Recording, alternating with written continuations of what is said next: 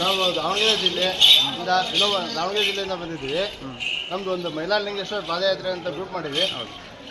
ನಾವು ಪ್ರತಿ ವರ್ಷ ಶ್ರಾವಣ ಮಾಸದಂದು ಒಂದೊಂದು ತೀರ್ಥಯಾತ್ರೆ ಹೋಗಿದ್ವಿ.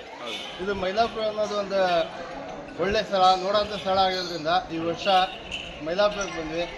ನಮ್ಮ ಅಪ್ಪನ ದರ್ಶನ ಮಾಡಿದ್ವಿ. ಭಾಳ ಚೆನ್ನಾಗಿದೆ ವ್ಯೂ.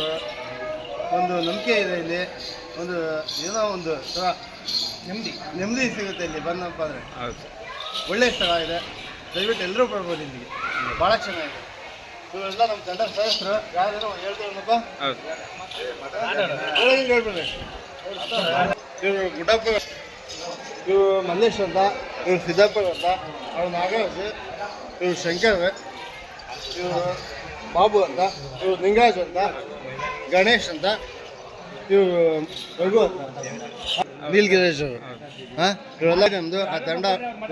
ದಾವಣಗೆರೆ ಮೈಲಾಲಿಂಗೇಶ್ವರ ದೇವಸ್ಥಾನದಿಂದ ನಾವು ಎಲ್ಲರೂ ಕೂಡಿ ನಮ್ಮ ಶಿವಾರ ದೇವಸ್ಥಾನದಿಂದ ಎಲ್ಲರೂ ಈ ಮೈಲಾಪುರಕ್ಕೆ ಬಂದಿದ್ದೇವೆ. ನಾವು ಯಾದಗಿರಿ ಮೈಲಾಪುರಕ್ಕೆ ಬಂದಿದ್ದೇವೆ. ಇಲ್ಲೆಲ್ಲ ಸ್ಥಳ ಯಾವ ರೀತಿ ನೋಡ್ಕೊಂಡು ಹೋಗೋಣ ಅಂತ ಬಂದಿದ್ದೀವಿ. ಶ್ರಾವಣ ಮಾಸದ ಕೊನೆಯ ಬಂದಿದ್ದೇವೆ. ನಮ್ಮಲ್ಲಿನೂ ನಮ್ಮ ದಾವಣಗೆರೆ ಮೈಲಾಲಿಂಗೇಶ್ವರ ದೇವಸ್ಥಾನದಲ್ಲಿ ಪ್ರತಿ ಭಾನುವಾರ ಮತ್ತು ಹುಣ್ಣಿಮೆ ಅಮಾವಾಸ್ಯೆ ನಮ್ಮ ಎಲ್ಲ ಕಾರ್ಯಕ್ರಮಗಳು ಭಾಳ ಜೋರಾಗಿ ನಡೀತಾ ಇದ್ದಾವೆ.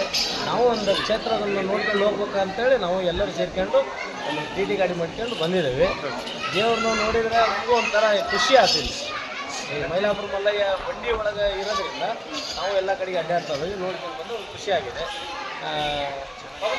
ಶ್ರಾವಣ ಮಾಸದ ಕೊನೆ ನಮ್ಮ ಮುಂದಿನ ಭಾನುವಾರ ದಿವಸ ದಾವಣಗೆರೆಯಲ್ಲಿ ತುಂಗಭದ್ರಾ ನದಿಗೆ ಇದೇ ಮೈಲಾಲಿಂಗೇಶ್ವರ ಸ್ವಾಮಿಯು ಪೂಜೆಗೆ ಹೋಗ್ತದೆ. ಅನ್ನಸಂತರ್ಪಣೆ ಭಾನುವಾರ, ಶನಿವಾರ ದಿವಸ 31ನೇ ತಾರೀಕಿಗೆ ಸೋಮವಾರ ದಿವಸ ಬಳಿ ಪೂಜೆಗೆ ಹೋಗ್ತದೆ.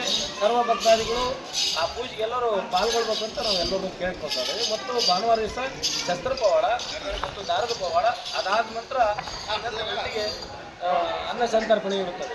ಭಕ್ತಾದಿಗಳು ಸರ್ವ ಎಲ್ಲ ನಮ್ಮ ರಾಜ್ಯದಾದ್ಯಂತ ಎಲ್ಲರೂ ನಮ್ಮ ದೇವಸ್ಥಾನಕ್ಕೆ ಬಂದು ಎಲ್ಲರೂ ಪೂಜೆಗೆ ಪಾಲ್ಗೊಳ್ಬೇಕಂತ ನಾವೆಲ್ಲರೂ